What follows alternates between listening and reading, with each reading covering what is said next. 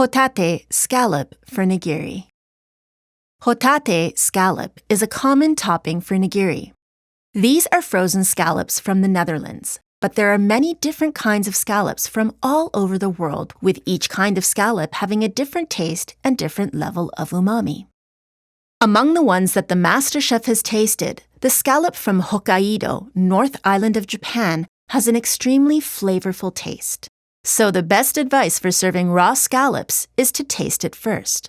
See, some scallops are salty, some are not, some have high levels of umami, and others don't. So you may need to change your cooking method depending on the taste of the scallop. How to defrost frozen scallops. It is best to thaw the scallops slowly. Let them soak in water or in the fridge for several hours or even overnight. Here's a pro tip.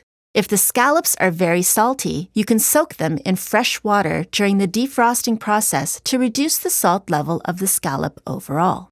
If you want to add saltiness to the scallop, you should soak them in 2% salt water during the defrosting process. If the scallop's level of salt happens to be just right, then you can just let them thaw in the fridge. So the takeaway here is always taste the scallops first and change your approach accordingly. Here's another pro tip. Do not rush through this process.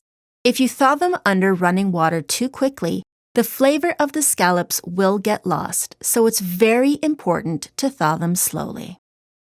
Wash hotate to prevent food poisoning. When you look at a scallop, you'll notice a part of the scallop coming out easily, like this.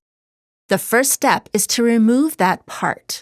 You can leave it on, but most chefs in Japan remove this part to achieve better texture. You'll notice that both frozen and fresh scallops have that piece sticking out, so let's remove it. After that, wash the scallop well under tap water to prevent any food poisoning or infection caused by Vibrio bacteria, which will cause vibriosis. The good news is this can be prevented by simply washing the seafood well under tap water.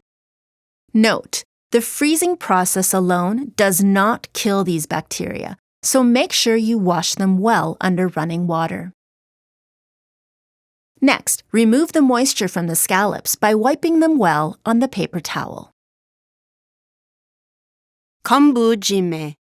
In this video, we demonstrate two different methods. One is to simply use the scallop as is, and the other method is a technique called Konbujime, curing scallops and fish with kombu kelp. The scallops we use today are plumper and less flavorful than Japanese scallops, so we use konbujime to increase the level of umami of the scallop. The detail of the konbujime method is already explained in the konbujime lesson with sea bream, so watch the video for further details of this method.